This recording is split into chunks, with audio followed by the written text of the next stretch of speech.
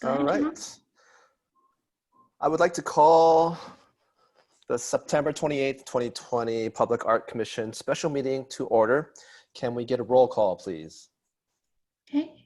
Commissioner Burke, Present. Commissioner Sawyer, Present. Commissioner Kurimitsu, Present. Vice Chair Nguyen, Present. and Chair Wong. Present. Great. Okay, so let's go over to communications. Council Member Schneider, do you have any communications that you'd like to share with the commission? Yes, thank you, Chairman. First of all, I have a special city council meeting at 7:30, so I'm going to have to leave early. And the other thing is, I want to ask Margaret, where are we on the Black Lives Matter mural? Where is that? So I was going to address this during my comments. Okay. We have been approached by the Anti-Bias Club to request that the City Council place an item during one of the October meetings requesting conditional approval of the location of the BLM mural at City Hall pending approval by the Public Arts Commission. The reason why they're doing this is because they need some assurances on the location of the mural to help with their fundraising efforts. So that will be brought to council either the first or third Wednesday of October. Any idea when we might have an art submission for the Art Commission approval? That depends on the fundraising efforts by the Anti-Bias Club. Okay, all right, that's all I have. Thank you. Thank you, Mr. Chairman. Okay, thank you, Council Member Schneider. Commissioners, does anyone have any comments to share? I have none. Anyone else? None at this time. Okay. And moving on to Margaret, do you have any staff liaison communications other than the update that you just gave with BLM mural? So I do have a public comment that I'd like to read to the commission. The South Pasadena Yes or Measure U Committee strongly urges your support to renew the utility users tax at the November 3rd general election. For nearly 40 years, we have relied upon stable, locally controlled funding from a UUT that provides $3.4 million annually. The second largest source of funds for the city constitutes 12% of the general fund. Revenues are distributed among city departments to provide vital city services. The UUT has been consistently renewed by voters. There's one crucial difference with renewing it this time, however. Pandemic-related losses are devastating the city financially. Now, more than ever, renewing the UUT is a way to maintain South Pasadena's basic services. In the future, if the tax is no longer needed, a majority of voters can make that determination and repeal it. We want South Pasadena to be able to respond to the needs of residents, including maintaining rapid 911 emergency response times, preserving firefighter and paramedic services, funding community, family, youth, senior, public art, and library programs, keeping city streets and sidewalks in good repair, supporting crime prevention and neighborhood safety, keeping parks and public areas safe and clean. We look forward to your support for this ballot measure and invite you to join us in voting yes to renew the UUT November 3rd. To participate by donating, endorsing, volunteering, and requesting a lawn sign, visit our website at www.southpassyesOnU.com. And this was provided by Ed Donnelly, Chair of the South Pasadena Yes or Measure U 2020. Okay, and that concludes my comments. Thank you.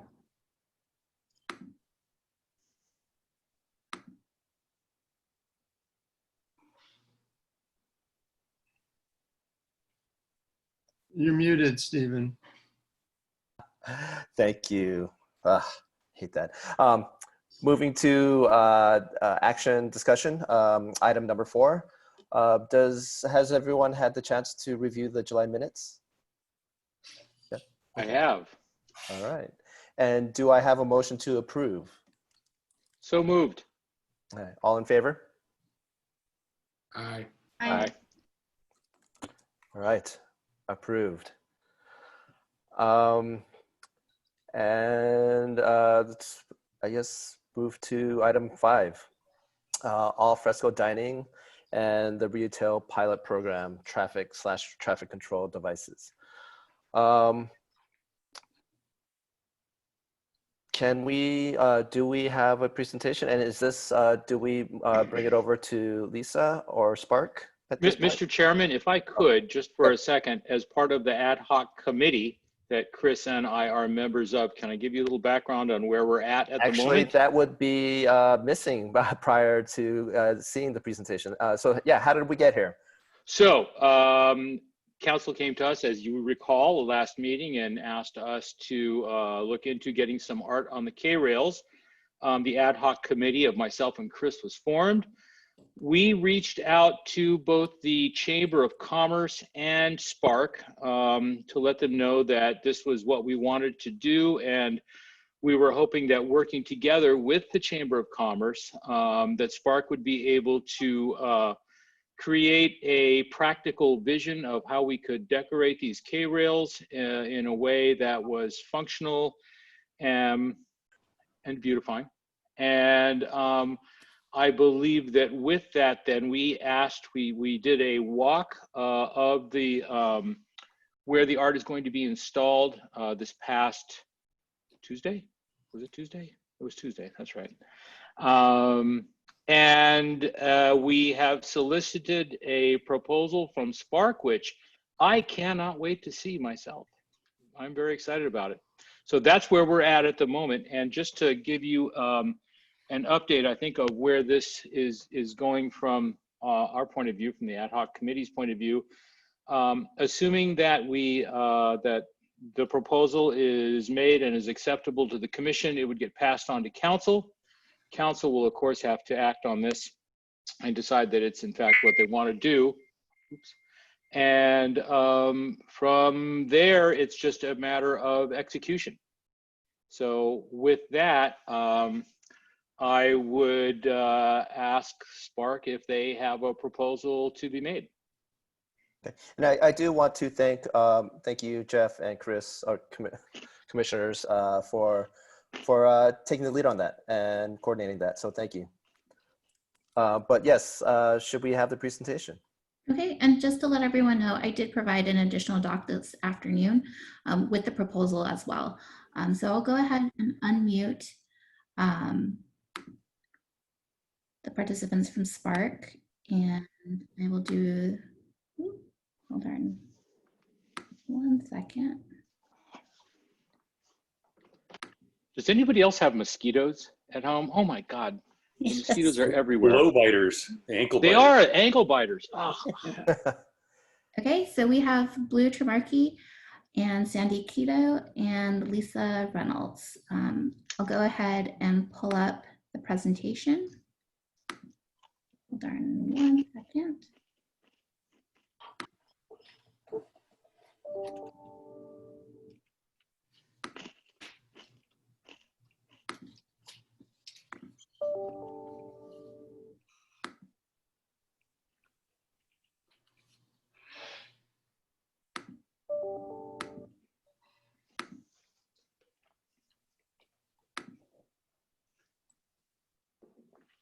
Okay. Jeff, you're making you me guys see hungry. The proposal or the presentation, sorry. Oh, I'm just chatting with Jeff while you do that. I said he's making me hungry. Crackers, multi-grain crackers, okay? They are virtually caloric free. Okay, can everyone see this? Mhm. Okay, great. So Lisa, take it away.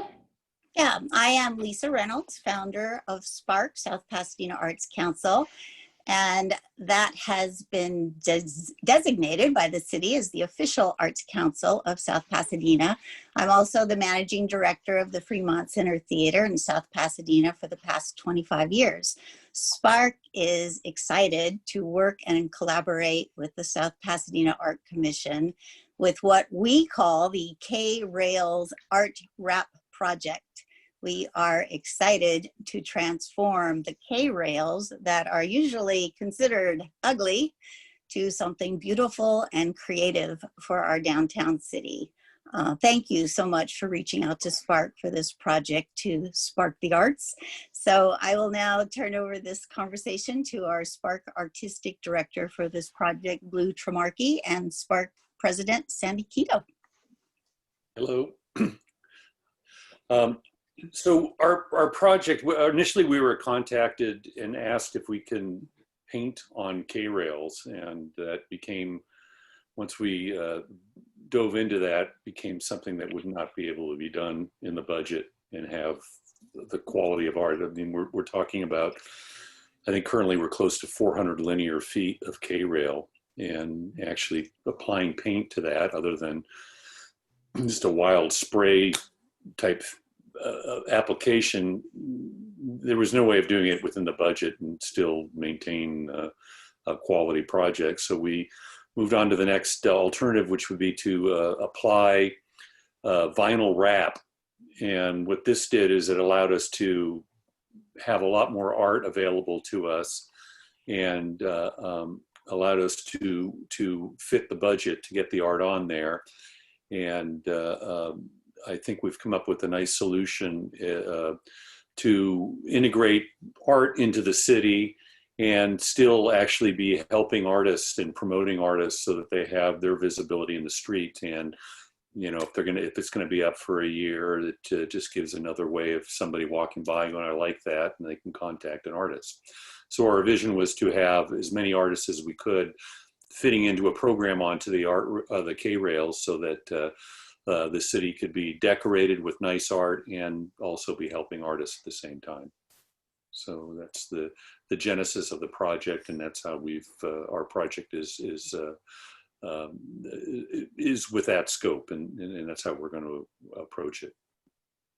So I guess we can go to the next slide.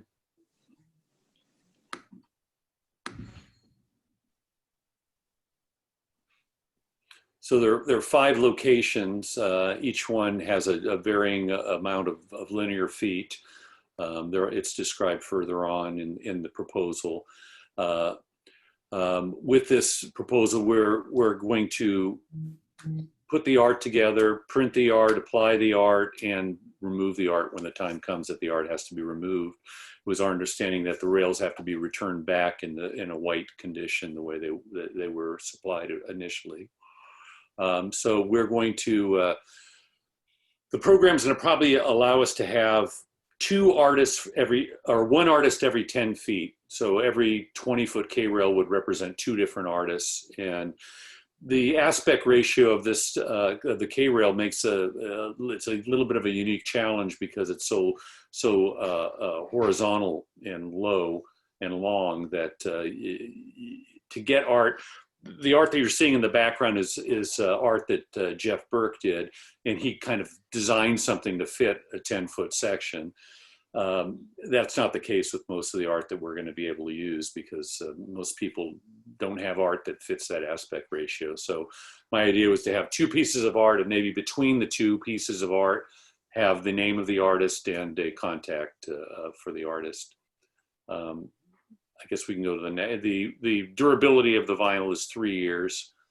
The next slide shows the locations of all the K-rails in the 5 different parklets, where they're described as parklets. And all of this is to be applied to the outside, the street side of the K-rails. That's the scope of our proposal. The next slide, please. So I'm going to approach 40 different artists and have predominantly represent as many South Pasadena artists as I feel we can get that have the quality we want, and still keep it so that it's not just South Pasadena art. I'd like to expose the city to something else besides the local artists, but we want to put an emphasis to the local artists. So it'll probably be 50%, if not more, South Pasadena artists, and the other half would be artists from different parts of Southern California. All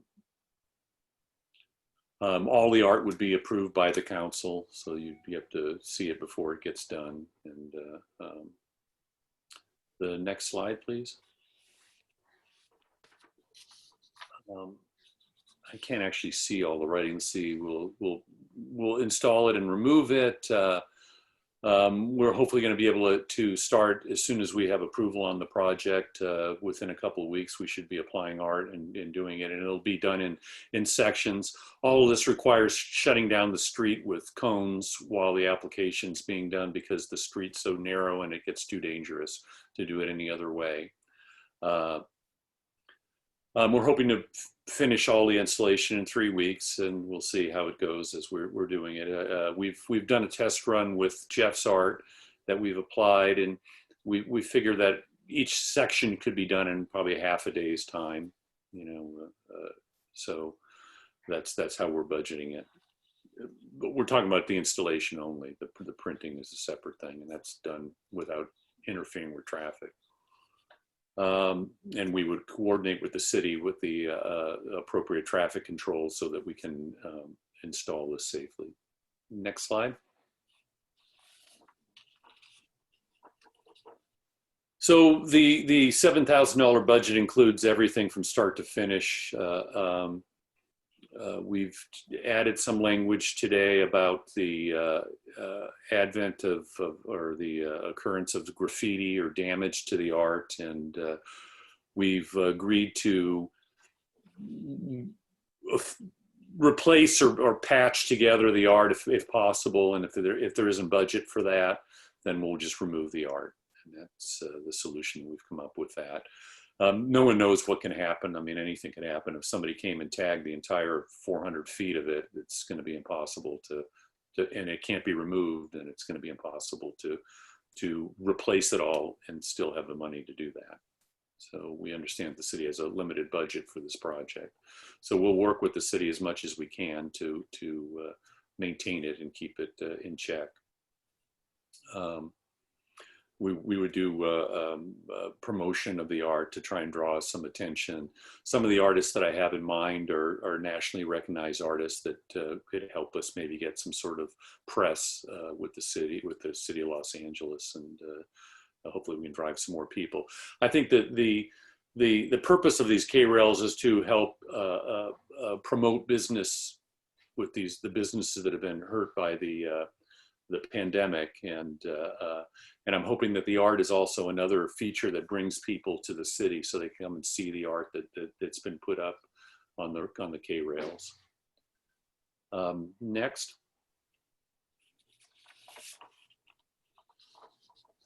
Any questions? Yeah, Blue, this is Commissioner Sawyer. I just had a question. The 40 or so artists that you have listed on there, is that just kind of a general list of a pool that you're going to reach out to? Yeah, a lot of those I've already contacted and they've agreed to do it. There are some on that list that I haven't talked to yet, but I'm pretty sure that they'd be willing to help with this. Right. So and you said, I'm sorry, you said expanding to getting the word out outside of the city. How are you going to communicate that to? Well, we're not doing a call out to, have submissions for this. I'm just going to curate artists and use my experience and my connections to get people. I'm open to anyone else's suggestions for artists. This isn't limited to just my vision, but I do have at my fingertips the ability to contact hundreds of artists. So I'm trying to curate a show that is that's appealing, that's fits with the feeling of the city, and is also stimulating and has some interesting angles to it. So, Go ahead, Councilman Schneider. Did you say that these are considered parklets? that's how it's described in our proposal. I wonder if we couldn't access the Park Impact Fund to get some funding for this. I don't know. That's Margaret? something you can look into. Could you find out about that? The city collects on all developments, has a small percentage that goes to the Park Impact Fund, which has quite a bit of money in it. I don't know what it's being spent on right now, but this would be worthwhile. If these are considered parklets, I wouldn't see why we couldn't use some of it for that. I'm wondering if Parks and Rec would want to be involved with this project then. Probably. If you all don't mind, if we could go back to the selection of artists, but first I do want to thank Spark for coming up with this proposal.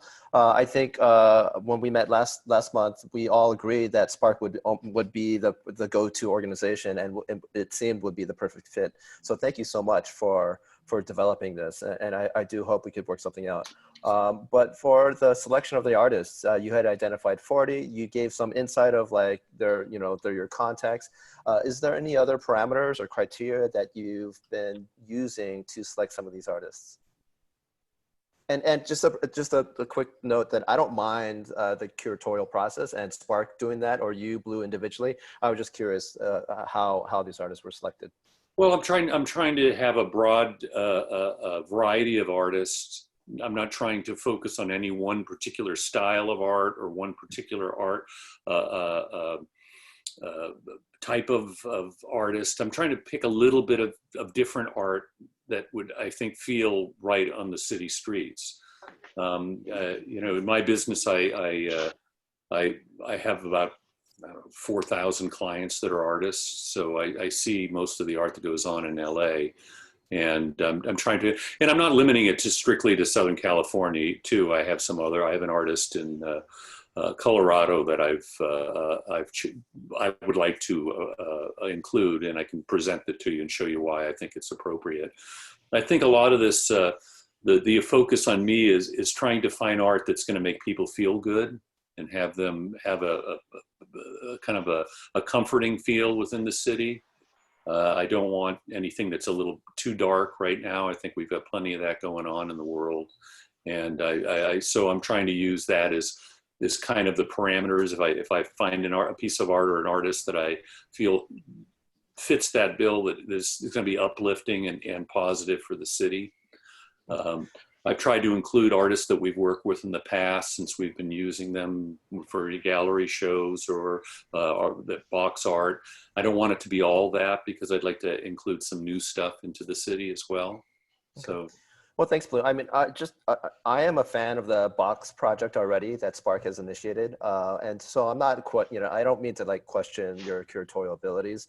But thank you for giving some insight into that. But I do want to clarify, if we do approve this proposal by Spark, that is then also approving you curating this selection of artists too. right, and all the art would be approved by the council as well, Okay. before it's printed. Okay, and just one more question.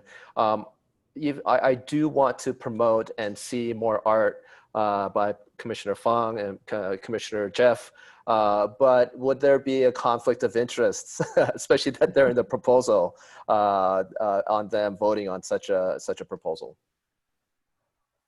You're asking me that? I guess I'm asking the commission that too. Well, Mr. Chair, if I could, I would suggest, first of all, I would not want to submit any more art. I did this first piece as a test, sort of a proof that it would work. And I put that one on there. I specifically did not put my name on there, and I wouldn't be submitting any other art, nor would Lorraine Triolo, my wonderfully talented artist wife. I I agree. consider you an asset, all of you that are here in South Pasadena. So I feel you should definitely be included in the process. Jeff is so humble. I'm amazed. Well, you know what? There's today we're all very aware of matters of impropriety or perceived impropriety. And I certainly don't want to be one of those.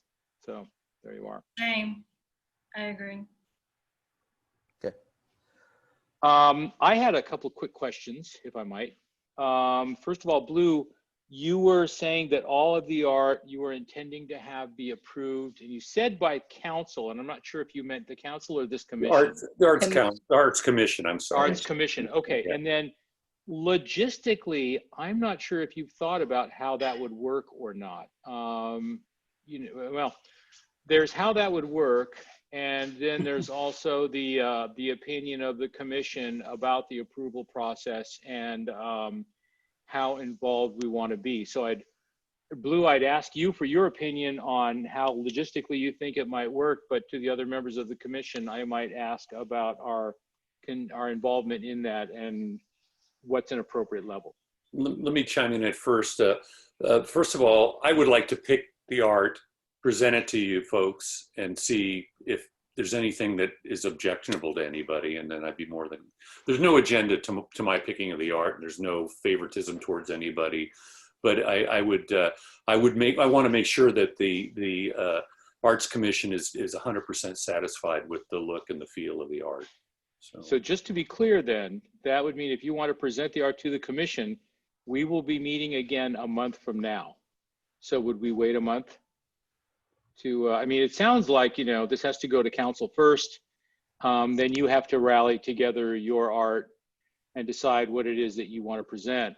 That might take a month anyway, but logistically speaking, the earliest that this commission will be together again, short of a special meeting, would be a month from now. Does that work with the timeline that we're working with? I understood from Margaret that a special meeting could be held in order to make these types of decisions, because I think that time frame of meetings is going to be difficult. Well, it's not conducive to getting this project rolling and on its way as quickly as I think everybody would like to see it happen. But Yes, Commissioner Schneider. I mean, Council Member Schneider. Sorry. Thank you. Yeah, I agree with Sandy. I think you want to have a special meeting devoted to the art submissions, you know, and do your other business at your regular meetings. But I think when Blue Tamarki is ready with these presentations, that you call a special meeting specifically for that and devote the meeting to that. That makes good sense. Margaret, what's the posting requirement for having a meeting? Is it a week? No, I think it's 48 hours 48 hours? for a special meeting. I think 24 hours for the agenda, though.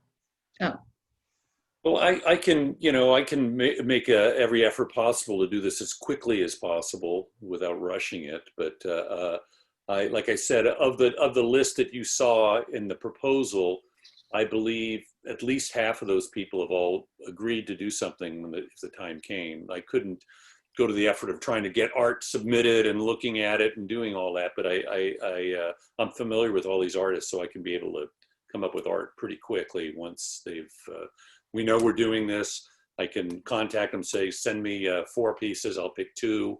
If I don't like the 4, I can get, you know, 2 more to look at until I find 2 pieces that I want to work with, and then work it with it that way. And then once I have that, let you guys know that I'm ready. I think in terms of the timing, that also works since we do have to take this to council for approval for the funds. So that does buy us a little bit more time so that Spark can finalize their list of artists. When would that council meeting be, Margaret? Either the 1st or 3rd Wednesday of October. I have a question.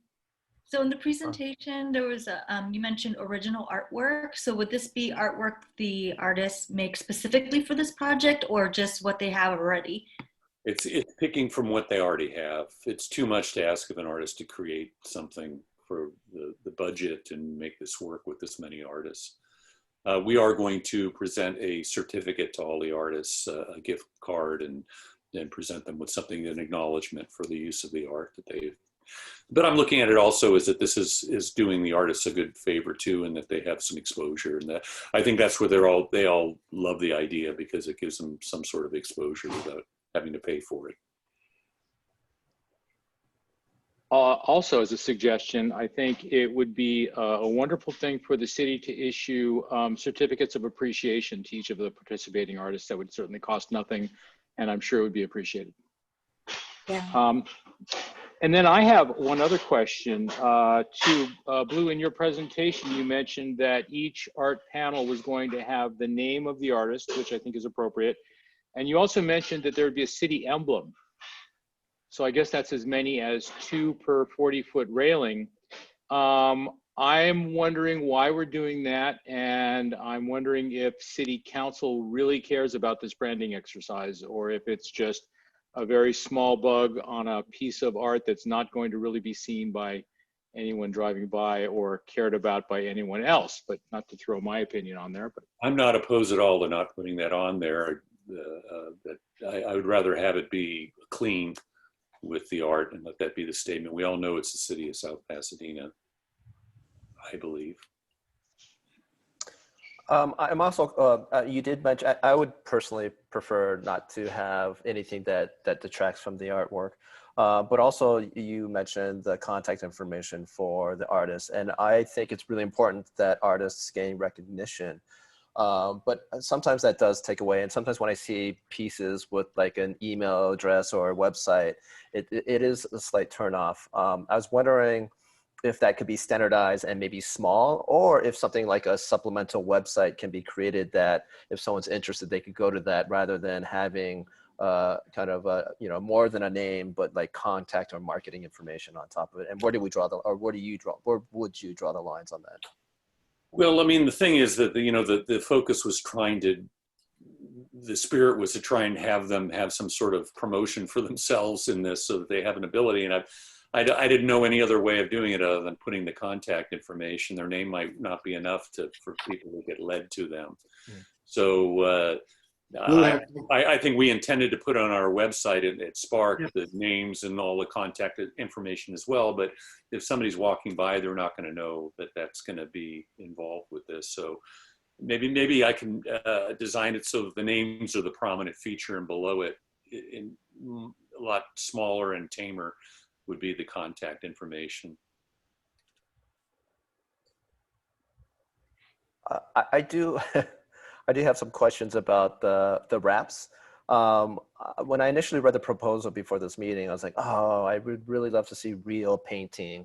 But then I thought about that, and thank you so much for actually going into the details in your presentation. That was really helpful for me to be convinced that the wraps are the right way to go, especially financially. But then I was thinking like safety too. You can't have people painting for a couple of days on the street. So it makes sense. The rails being Exactly. So it makes complete sense. I am concerned though, because other box projects that I've seen and worked on, they've had the anti-graffiti coat with the ones that are painted. So when someone graffitis on it, they just clean it off.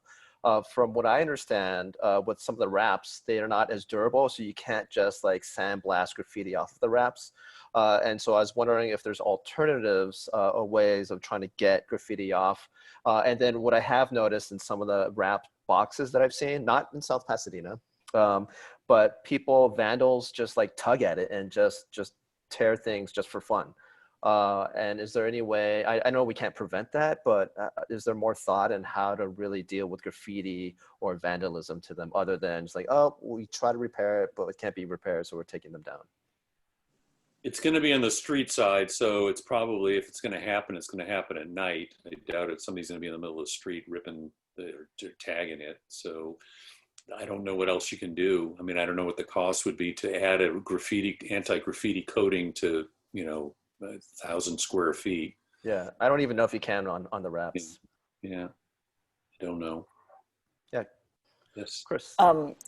Just to maybe jump in and help answer the question a little bit.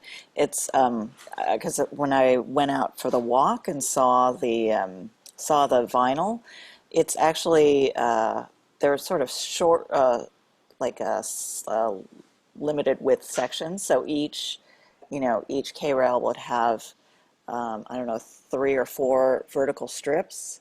So if one portion is damaged, it can be just that one kind of little section can be replaced relatively easily. So that's one thing that kind of helps. And I think, as we mentioned, the more kind of likely damage that would happen is kind of cars bumping up against them, because it's already happened, after them being out there for a week or two. So yeah, but anyways, there's it's not one giant sticker anyways, so it's a little bit easier to it's fix. Patchable. It's able patchable, to be done in that's it. sections, and fixed. But yeah, I mean, anything's possible as far as the defacing of it. I don't know what to expect. I think Chris is absolutely right. The most likely damage we're going to have is from car wheels rubbing up against them. I have a mural on my office building on Sycamore Street, and that has been played with and tugged at, and pieces of it messed with. And in the end, it was only because it came loose, and anytime something's loose, people naturally tug at it. We salvaged it just by putting some glue down, and no one seems to have messed with it again. You know, in a worst case scenario, as Chris mentioned, I think we could just easily patch it or replace it. It's not that difficult to deal. And it's certainly more cost effective to do that than it is to try to graffiti coat them. The other thing is the one sample that we did do with Jeff's work, that particular angled K-rail is probably the most likely to be tugged on because it's a street crossing that where the tracks are. And I think everybody's waiting on the light, and I guess their fingers are picking away. So we might want to consider some way of making that seam on the very end of that one nice and tight.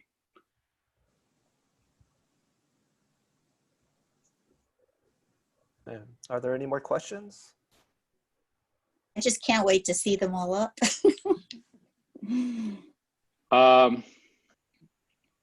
Yes, Commissioner Burke. If I can, then I'd like to move to approve this proposal and forward it to City Council. Okay. Which needs a second. I'll second it. Okay, can we have a vote? Is that how it works? Do we vote on this? All in favor? Aye. Aye. All right, and so it is approved. Yes. Thank you, everyone from Spark. So for excited the about it. commission, for the work, but also for our ad hoc committee again for reaching out and making this happen. Thank you, everyone.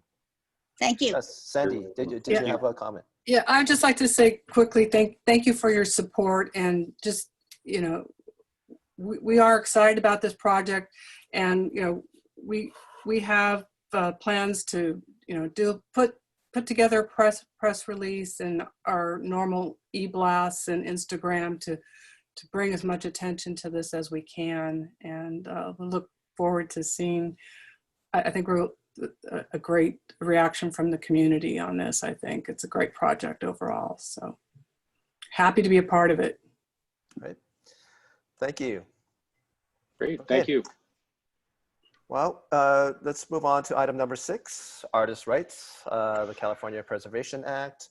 Margaret indeed sent a link to the actual act. And is there a presentation on this?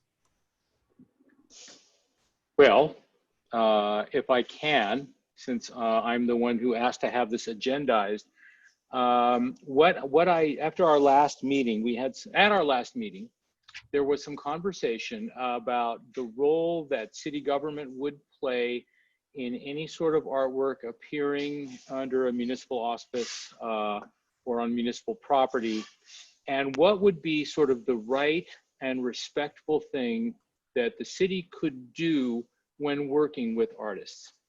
That was my intention when we discussed this at our last meeting. After that meeting, I did reach out to an attorney that I know in New York, a woman named Nancy Wolf. She was and remains the legal counsel for the the Digital Managing Licensing Association, of which I'm a former member and past president.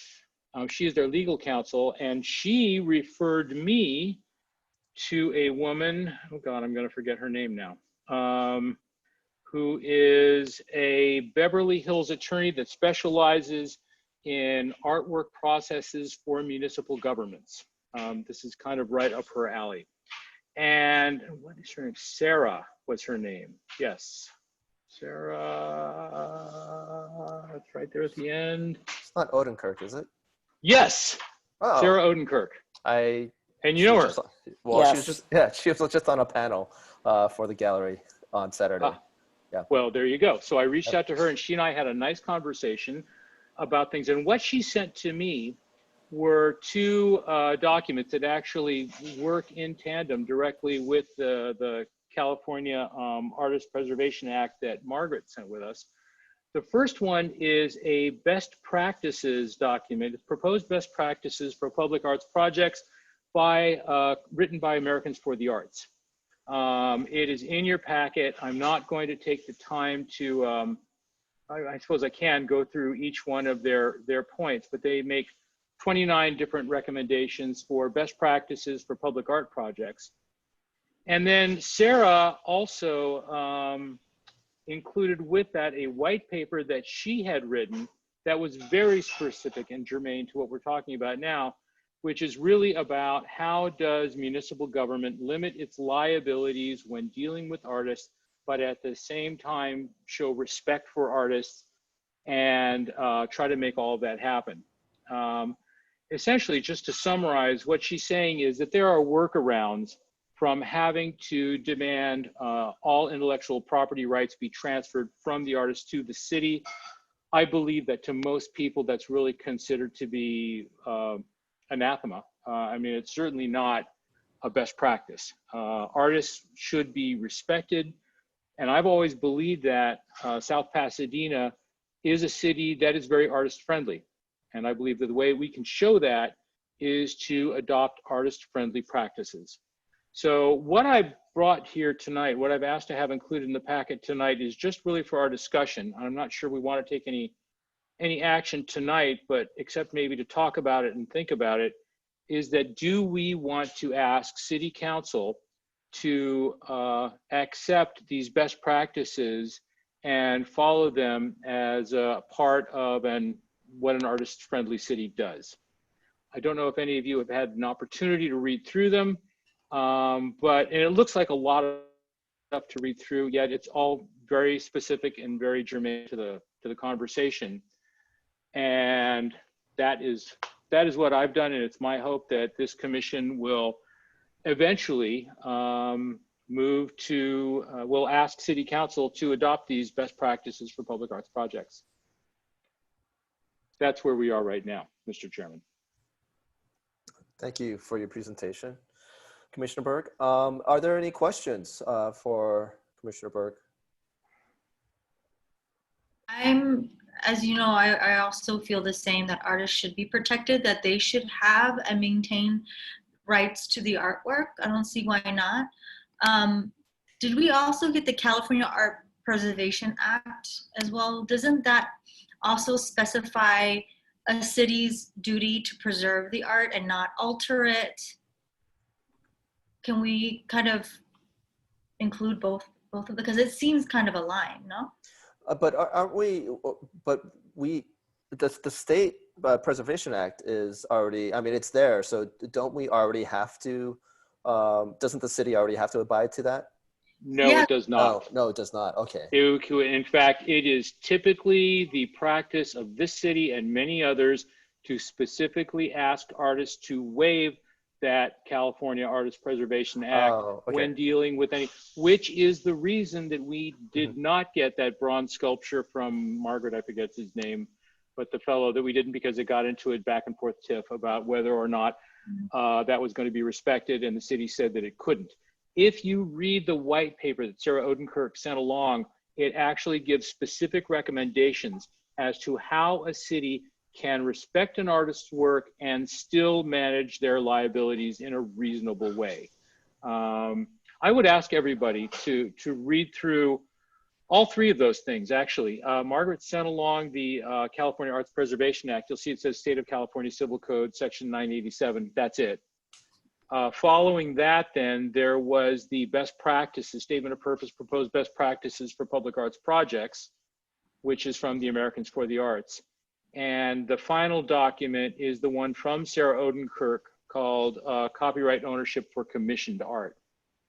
I would ask all the commissioners to read through all of those at your leisure. I'm not sure that's something that we would necessarily do now during a public meeting, but it's my hope, Mr. Chairman, that we could read through that and maybe bring this matter back up for discussion again at our next meeting. Yeah, and my apologies, Commissioner Burke. I did not have time to read it. I do want to read it. And just from my perspective, as we wait for money to trickle down as projects for us to actually work on, I actually think like policy would be the next best thing to do. And this is something that I would love to advocate for after reading it. And, if I do agree with it, this is something that I would love to advocate the city council adopt.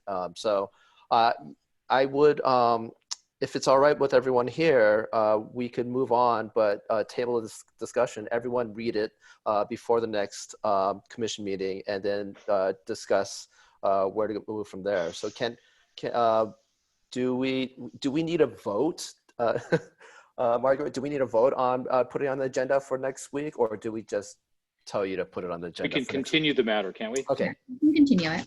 Okay. So and do we need a vote on continuing it, or can we just say let's continue this matter till the next meeting? I think we can just continue it. I don't think we need a vote to do so. Okay, but that's where I would love to pursue this. Is there just an agreement internally? Is this something we do want to pursue as a commission? Yeah, absolutely. Okay, great. Okay. So if there's no further questions, I think we're at the end. I think we could adjourn. So thank you. And Margaret, I'm still learning actually, beyond adjourn, do I just say we are adjourned, or do we need to, is there any formal, there's a motion to adjourn. Okay. Do I have a motion to adjourn? I move to adjourn. Okay. Thank you. Thank you. All in favor? Aye. Aye. Aye. Thank you, everyone. Thank you. Okay. Bye. Thank you. Have a good night, everyone. Good night.